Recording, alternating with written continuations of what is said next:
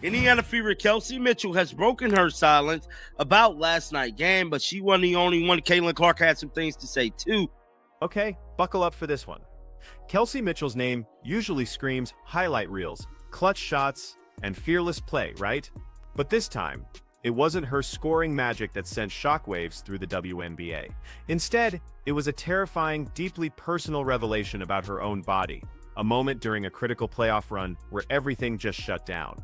In a truly stunning statement, Mitchell bravely pulled back the curtain on the terrifying seconds when her muscles completely seized up, leaving her utterly unable to move. Kelsey Mitchell suffered from a Rhabdomyolysis, a rare muscle injury, on Tuesday. Basically, from what I heard in the little research I did, I can't really pronounce the word too good, but you suffer from this type of injury when your body shuts down. And treatment includes IV and PT. The Cleveland Clinic says most recovery from Rhamdo, but can have lingering muscle weakness for a few weeks. More on the conditions. Fans across the country watched in disbelief as one of the Indiana Fever's most reliable stars suddenly crumpled to the court.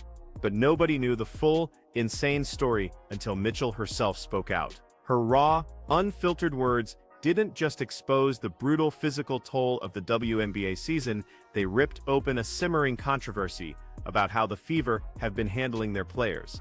Was this just some freak bad luck, or did the team's system push Mitchell way past her breaking point? And here's the kicker. What does this whole mess mean for Caitlin Clark and the entire future of the franchise? Skip Bayless stated this earlier. He stated, if Caitlin was out since July 15th, had returned for the playoffs, the Fever would be in the finals. Not only would the Fever be in the finals, I believe the Fever will win the damn final. Picture this. It was supposed to be the defining night for the Indiana Fever, a playoff game absolutely loaded with the weight of expectation and the roaring hopes of a fan base desperate for a win. The energy inside that arena was electric. I mean, every single possession felt like it could literally swing the entire series. But here's the plot twist nobody saw coming. The night ended up being remembered not for some epic game winner or a legendary shot, but for a horrifying collapse that left everyone, and I mean everyone, absolutely stunned. We know a lot of these players has been suffering major catastrophic injuries, and I believe it stimulates from Stephanie White and the way she run her defense. Granted, the Indiana Fever kick ass on defense a bunch. Kelsey Mitchell, one of the Fever's absolute rock-solid stars, suddenly found herself smack in the middle of a medical nightmare. One that brutally exposed just how fragile even the strongest athletes can be. Mid-game, Mitchell's body just gave out. Viewers watching live saw her frantically grab a referee's arm for support, her legs refusing to obey as pure panic flashed across her face. In that split second, on national TV, it looked so confusing. Was it just a cramp, a bad fall, or, something terrifyingly worse? Kelsey Mitchell put a message out for the fans. This is what she stated to the Fever fans and fans of Kelsey Hoops. Me letting you all know about my health is just me showing love and respect to those who showed it for me. I suffered from something called, I'm going to just say Rambo. Last night, my muscles stopped producing and reached its maximum capacity. Her body shut down. Her teammates rushed over, and the entire crowd fell into an eerie silence, everyone totally unsure what had just happened. For a few harrowing seconds, Mitchell's lower body was completely unresponsive. Zero movement. Those closest to the action described it as genuinely surreal, the kind of collapse that sends a full-body chill down your spine when you see it. Initially, reactions were all over the map. Some fans chalked it up to exhaustion after a brutal season, while others immediately feared the worst, a catastrophic injury that could sideline Mitchell for good. A stretcher was brought out to the court for Kelsey Mitchell late in the third quarter. Fortunately, she was able to get up on her own will. She wasn't able to walk off. She actually had to be carried off the court. It was like a strange situation. She just fell to the floor. But here's the real kicker. What almost no one realized in that terrifying moment was that her body had finally irrevocably hit its absolute breaking point. Mitchell would later reveal that her muscles had essentially just switched off, leaving her numb and utterly paralyzed for several seconds. This wasn't just tired. This was her body screaming the ultimate warning sign. This incident was way more than just a scary in-game moment. It shone a harsh spotlight on the crushing pressure players endure during the playoffs, where defensive intensity skyrockets and coaches demand every last ounce of effort on both ends of the floor. Mitchell had been pushed past her absolute limits, and the physical toll became undeniably clear, playing out right in front of a national audience. No other team in the league has suffered injuries like this team. They're literally their whole damn starting half of their team, more than half the team. That incident forced literally everyone, from casual fans to hardcore analysts to her own teammates, to seriously rethink what had really been going on behind the scenes in Indiana. The eerie silence that blanketed the arena when Mitchell went down, that told the whole damn story. For those few terrifying moments, it didn't matter who was winning or losing. The scoreboard became irrelevant. What truly mattered was whether Kelsey Mitchell would even be able to get back up, walk off the floor, and salvage the career she'd fought so incredibly hard to build. When she finally did rise, it was a collective sigh of relief, but it was crystal clear. Something was profoundly wrong. The fever might have kept playing, but the game itself felt irrevocably changed. Everyone watching knew this wasn't just some small setback. This was a turning point, a seismic shift. And as utterly shocking as the sight of Mitchell's collapse was, what she would reveal later would prove to be even more jaw-dropping. I blame this shit on Stephanie White and the front office. The injuries and the reason why Caitlin's not playing. Because this is just my theory. If it ain't broke, don't fix it. I believe that's the mentality that the front office had. Alexa with ESPN just stated Indiana Fever guard Kelsey Mitchell has been ruled out for the remainder of the game. All right, so when the dust settled after that absolutely frightening scene on the court, fans were desperate for answers. What exactly happened to Kelsey Mitchell? At first glance, everyone thought it was just a cramp or plain old fatigue. But the truth, my friends, turned out to be far more unusual and seriously alarming. In her own raw words, Mitchell revealed she'd suffered from a rare muscular condition that caused her body to essentially hit the kill switch mid-game. Her muscles literally stopped getting positive blood flow, leaving her paralyzed for a terrifying several seconds. This was no standard sprain, strain, or measly cramp. This was something much, much more severe. The medical term is a mouthful, but in short, it's a rare condition where relentless overexertion pushes the body beyond its limits, shutting down muscle function and flooding the bloodstream with toxin. Listen, fans might have initially dismissed the collapse as just another injury scare, but doctors were quick to chime in, emphasizing just how dangerous this could have been. Left untreated, it can lead to long-term muscle damage and lingering weakness that sticks around for weeks. In Mitchell's case, it was a terrifying, undeniable warning sign that her body had finally reached its absolute maximum capacity. The detail that really stunned everyone was her description of the event itself. She admitted feeling numbness and outright paralysis in her legs, a loss of movement that stretched for a gut-wrenching 5 to 7 seconds. For a professional athlete, battling it out in the middle of a playoff game, that kind of physical betrayal isn't just frightening, it's career-threatening. Mitchell herself confessed to panicking in that moment, truly believing the worst as she realized her body simply wouldn't respond. And to make matters even more unsettling, she wasn't immediately aware of what was actually happening. It wasn't until later, under intense medical evaluation, that the condition was finally identified. Treatment for this kind of muscle shutdown isn't as simple as just resting or icing it. It requires intravenous fluids, rigorous physical therapy, and close, constant monitoring by medical professionals. Recovery timelines vary wildly, but even with the best care, athletes can experience lingering weakness. For Mitchell, the entire ordeal was far more than just physical. It absolutely shook her confidence and forced her to confront the brutal reality that even elite athletes aren't immune to the hard limits of the human body. The WNBA has seen its fair share of injuries, no doubt, but this one struck a different, deeper nerve. It wasn't the result of contact or some dirty foul, or even something that could be blamed on bad luck or poor condition. No, this was a breakdown brought on by relentless pressure and the unforgiving demands of an absolutely brutal schedule. Fans were immediately left questioning whether Mitchell had been pushed way too hard by her team, and whether the Fever's particular style of play directly contributed to the collapse. Her honesty about the injury absolutely stunned the league, largely because players rarely reveal so much intimate detail about their physical struggles in real time. Mitchell didn't just confirm she was hurt, she ripped back the curtain on the kind of silent, agonizing suffering athletes endure just to keep competing. And while the explanation did provide some much-needed relief, it also sparked a bigger question.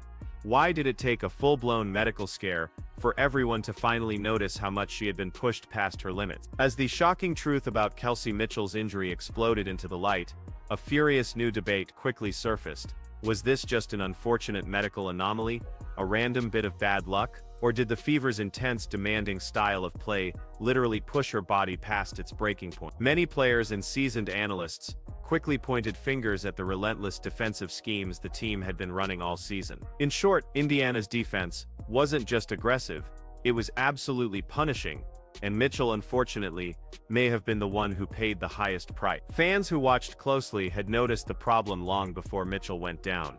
Fever guards were being asked to pressure opponents far beyond the three-point line, even on players who weren't reliable shooters. This left Indiana constantly scrambling, massively overexerting themselves, and relentlessly chasing matchups that simply didn't make any strategic sense. Clips from the playoff series revealed countless instances where players like Jordan Canada, a career 25% shooter from three, were being guarded like elite sharpshooters. Mitchell was often thrown into these incredibly exhausting, mismatched situations. Now, this type of defensive overcommitment might look like pure effort and grit on the surface, but in reality, it drained energy reserves at an alarmingly dangerous rate. A grueling schedule combined with defensive demands that shoved players into awkward, high-intensity situations meant there was zero room for recovery. For Mitchell, who had carried an absolutely enormous workload throughout the season, her body eventually inevitably rebelled. Her rare muscle shutdown wasn't just random bad luck, it may have been the entirely predictable outcome of an utterly unsustainable game plan.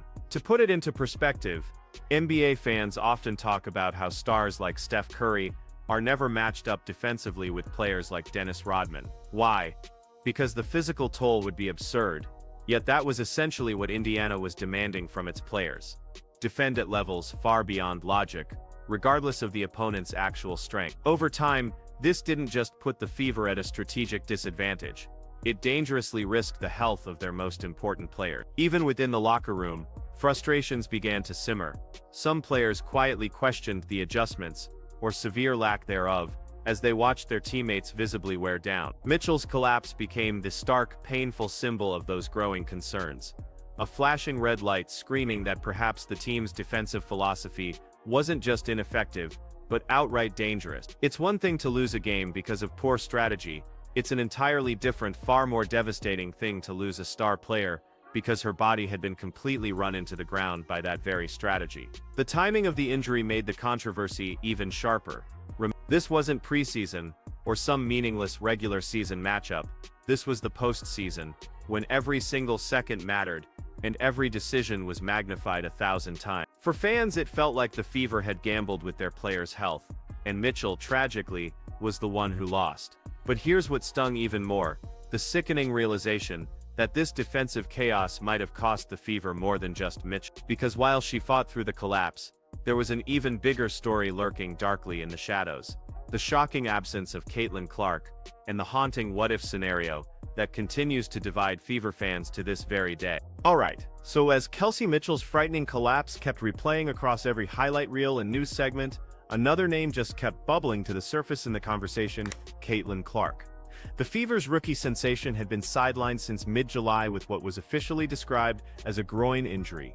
Now, the team's official story was that she needed time to heal, and that protecting her long-term future mattered way more than pushing her back for a risky playoff run. But let's be real, a lot of fans and analysts simply weren't buying it. They believed Clark was absolutely ready to play, and that the Fever had basically robbed themselves, and her, of a legitimate championship shot. Skip Bayless, for example, didn't hesitate to echo that sentiment on air, saying flat out that if Clark had been healthy, the Fever wouldn't just be in the finals, they'd have already won them. It was a bold take, but honestly, not one without some serious merit. The Fever had already battled through Minnesota and Phoenix, and were now slugging it out in a brutal series with Las Vegas. With Clark's incredible shooting, unmatched playmaking, and that fierce competitive fire, many believed Indiana would have completely overwhelmed their opponents and closed out the series early. That what if just screamed even louder after Mitchell's bombshell statement. Fans were asking, if Clark was truly good to go, why was she sitting on the bench while her teammates were literally breaking down under the weight of the system? Mitchell's injury became this brutal symbol of the cost of overexertion, while Clark's absence symbolized pure, frustrating, wasted potential.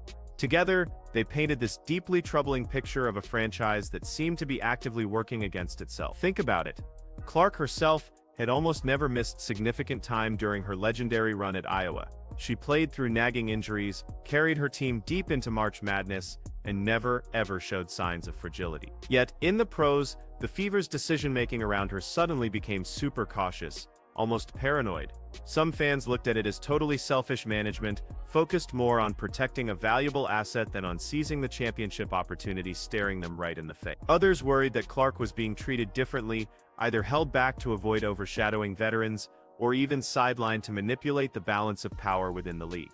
For Kelsey Mitchell, the timing couldn't have been worse. She poured absolutely everything she had onto the floor until her body simply gave up, while Clark, the team's brightest star, sat on the sideline. This stark contrast ignited a powerful narrative. The Fever mishandled both players, overworking one and overprotecting the other, leaving the team utterly trapped in a vortex of failure and controversy. Even the harshest critics didn't hesitate to draw comparisons to legendary players who never won a championship. Charles Barkley, Carmelo Anthony, Allen Iverson. The terrifying fear was that history might just repeat itself if the Fever continued to prioritize extreme caution over pure competition. Mitchell's collapse gave fans a haunting, gut-wrenching glimpse of what can happen when the organization gets it fundamentally wrong. Clark's absence reminded them of what they were already losing because of it. And as much as fans worried about Mitchell's recovery, they worried just as much about Clark's future. Could she really trust this franchise to put winning first, or would the Fever's questionable choices push her to seriously question whether she could ever achieve her ultimate goal in Indiana? These questions, my friends, just grew louder with every passing day, setting the stage for even more fire aimed squarely at the Fever's front office. Alright, so by the time the dust started to settle on both Kelsey Mitchell's horrifying collapse and Caitlin Clark's mysterious absence, one name just kept popping up in everyone's crosshairs: the Indiana Fever's front office. Fans, analysts, and even former players started pointing fingers, accusing management of making boneheaded decisions that didn't just cost them a playoff run, but actively put their star players at completely unnecessary risk.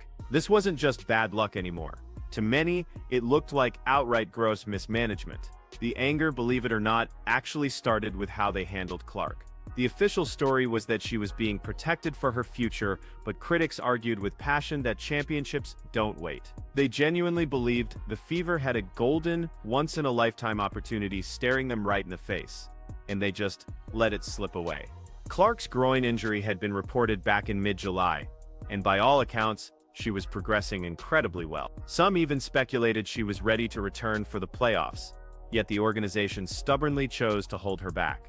That choice, according to legions of furious fans, was nothing short of selfish. On the flip side was Mitchell, a player who had been pushed right to the absolute brink. Instead of being protected, she was mercilessly overworked, her body literally breaking down as she tried to cover for Clark's absence. It created a truly troubling, almost sickening contrast. One star held back too tightly, another pushed far, far past her limit. Both approaches, let me tell you, backfired spectacularly. For a franchise that had already been under intense scrutiny for years of soul-crushing mediocrity, this was the absolute breaking point. The outrage, however, wasn't confined to just fans.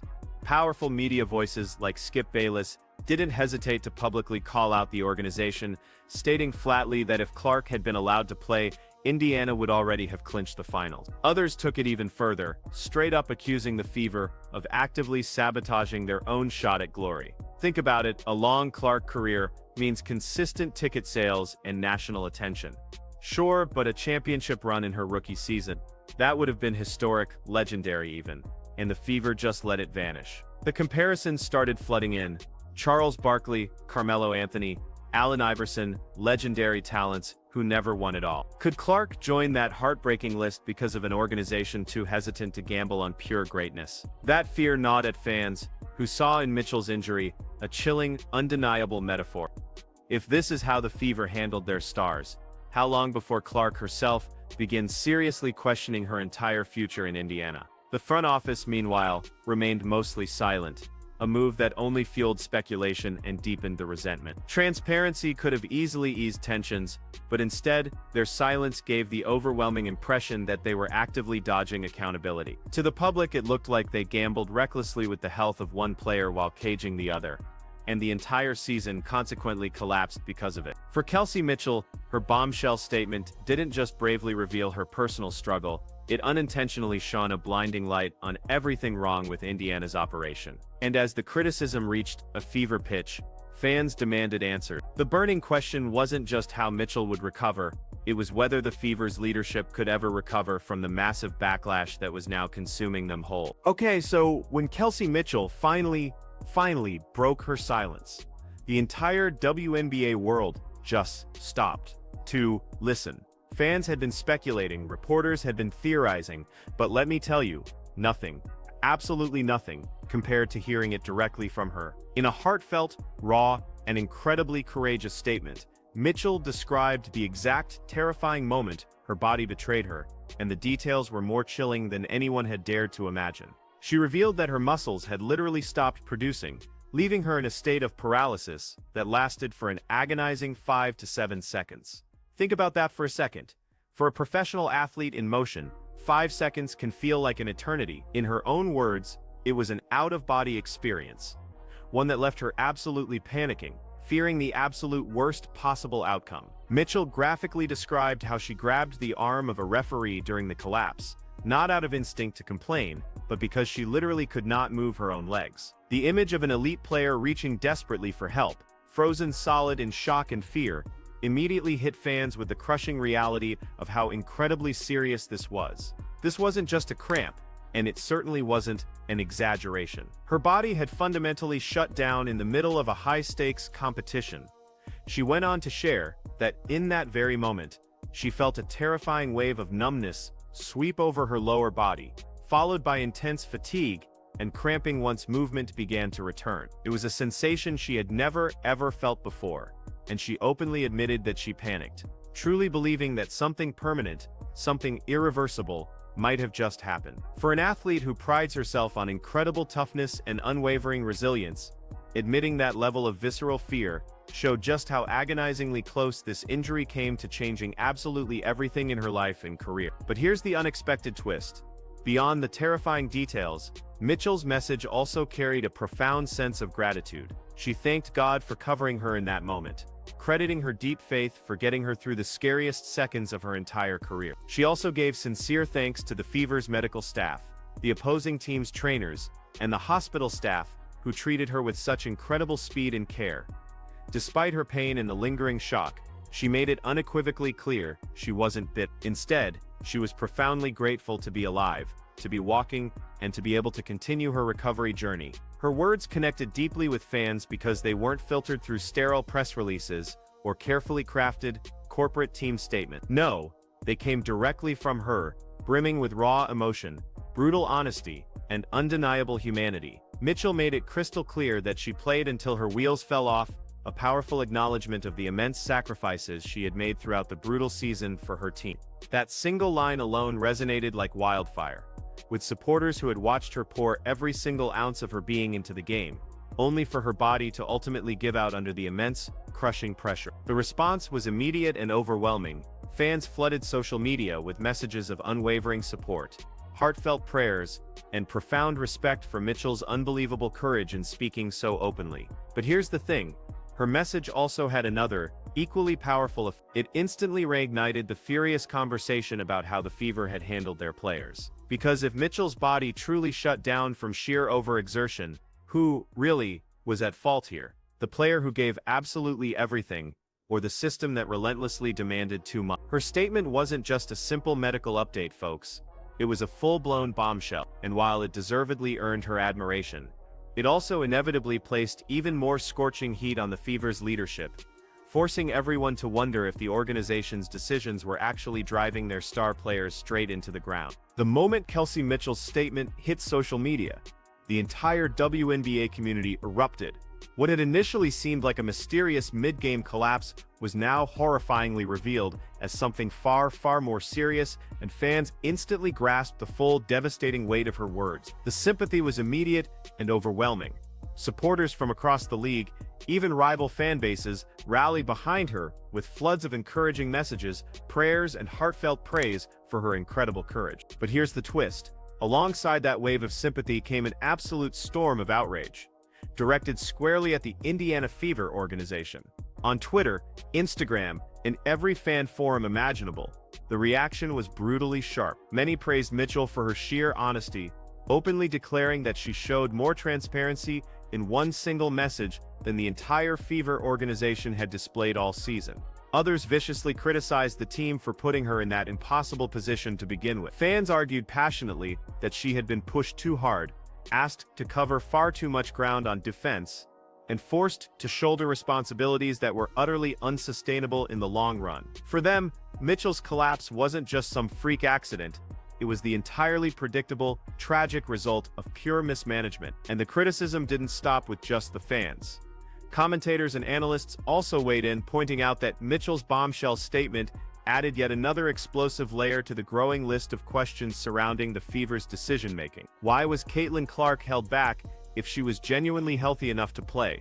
Why were the defensive schemes so extreme, so brutal, that they risked the very health of players like Mitchell? And most importantly, why did it take a terrifying medical scare for the truth to finally come out? The deafening silence from the front office only made things exponentially worse, fueling rampant speculation that leadership had completely lost touch with the grim reality of what was actually happening on the court. Simultaneously, Mitchell's raw, honest message humanized the players in a way fans rarely ever get to see. She wasn't just some athlete, some stat line. She was a person who had faced a truly terrifying health scare in front of thousands of people. She admitted to fear, to panic, to believing the worst when her legs simply wouldn't move. That searing vulnerability resonated deeply with fans, serving as a visceral reminder of the immense risks these incredible women take every single time they step onto the floor. Still, the reactions weren't universally supportive, which is wild to think about. A smaller group of critics actually questioned whether Mitchell should have shared so much detail publicly,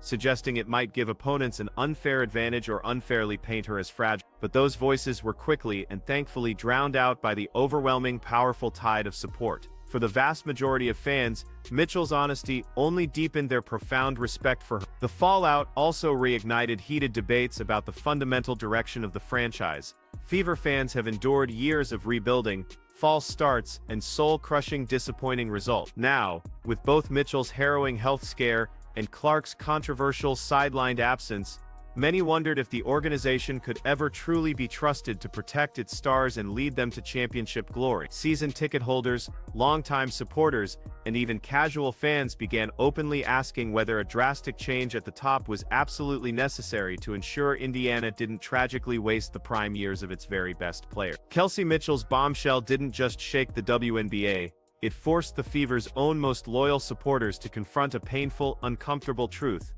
The problem might not just be injuries or bad luck. The problem might in fact be leadership itself.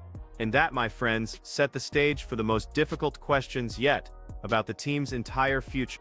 With the shock of Kelsey Mitchell's collapse still absolutely fresh and her bombshell statement echoing across the entire league, the natural question became, what the heck comes next? For Mitchell herself, the immediate focus is, obviously, recovery. Doctors have outlined a comprehensive treatment plan involving IV fluids, intensive physical therapy, and carefully monitored rest to ensure her muscles regain their full strength. She's already reassured fans that she's walking again, albeit at a slower pace, and fully expects to return in due time, but the uncertainty, let's be real, still absolutely remains. How long will it actually take before she is completely herself again? And will the lingering, insidious effects of her rare condition subtly hold her back when she finally steps back onto the floor? For the Fever organization, the implications are even more complicated. and honestly, potentially disastrous. Mitchell's injury has placed an unforgiving spotlight squarely on the organization's entire approach to player health, strategic planning, and long-term vision. Fans and media alike are now demanding real accountability, fiercely asking whether the coaching staff and front office have genuinely prioritized their stars' well-being. The stark, troubling contrast between Mitchell's collapse from brutal overexertion and Caitlin Clark's controversial absence has left the team absolutely engulfed in a storm of relentless criticism. This isn't just about one single game or even one solitary season. It's about whether Indiana can actually be trusted to build a sustainable, winning future for its players. An even bigger looming question hangs heavy over Clark's head. If the Fever continue to so carelessly mishandle situations like these, will she honestly remain loyal to the franchise? Clark isn't just a talented player, she is a once-in-a-generation superstar who possesses the power to fundamentally shape the WNBA's entire future. The organization's ability to protect her, to genuinely support her, and to consistently put her in a position to win will directly determine whether she truly thrives in Indiana or inevitably begins to look elsewhere down the road. Mitchell's injury has now become a chilling case study in what happens when that delicate balance is so catastrophically mishandled. Meanwhile, for Mitchell, her courageous words have unexpectedly created a legacy that transcends mere basketball. By speaking so openly, so vulnerably about her experience, she has shed an invaluable light on the hidden physical and emotional battles athletes stoically endure. Her raw honesty transformed a private medical scare into a powerful public conversation about health, resilience, and profound sacrifice. Fans will remember not just her electrifying shooting and scoring prowess, but her undeniable bravery in pulling back the curtain when she absolutely didn't have to. Looking ahead, the Fever season may be over, but their biggest, most daunting challenges are, without a doubt, just beginning. Can they possibly rebuild trust with their fan base after a season so profoundly marred by controversy and heartbreak? Can they genuinely prove to both Mitchell and Clark that their futures are truly safe and bright in Indiana? Or will this moment be tragically remembered as the definitive turning point where the Fever's leadership utterly failed to rise to the occasion? Kelsey Mitchell's stunning statement left the WNBA rattled to its core, but it also left behind an uncomfortable, undeniable truth. Championships aren't just lost on the scoreboard. They're lost in the quiet, often questionable decisions made behind the scenes, in how teams handle their most precious stars, and in whether players genuinely feel valued enough to keep giving their absolute all. For Mitchell and the Fever, the next chapter will definitively decide if this collapse was a painful, necessary lesson, or terrifyingly, the beginning of something even more damaging. Okay, so Kelsey Mitchell's stunning statement wasn't just some personal update. It was a full-blown wake-up call for the entire WNBA. Her absolutely frightening collapse on the court revealed just how quickly the human body can give out when pushed relentlessly to its absolute limits. But it also exposed much deeper, systemic issues brewing inside the Indiana Fever organization. The stark, undeniable contrast between Mitchell playing until her body literally shut down and Caitlin Clark being held back despite appearing ready fueled a fiery outrage and raised serious questions about the franchise's leadership. Fans were left angrily asking if the Fever had outright sacrificed a championship opportunity out of sheer fear and disastrous poor planning. Mitchell's brutal honesty gave the league a raw, unfiltered glimpse into the immense physical and emotional toll of the game, while powerfully reminding everyone that these athletes aren't just stars, they are complex, vulnerable human beings. Now, the intense spotlight shifts squarely onto Indiana's front office.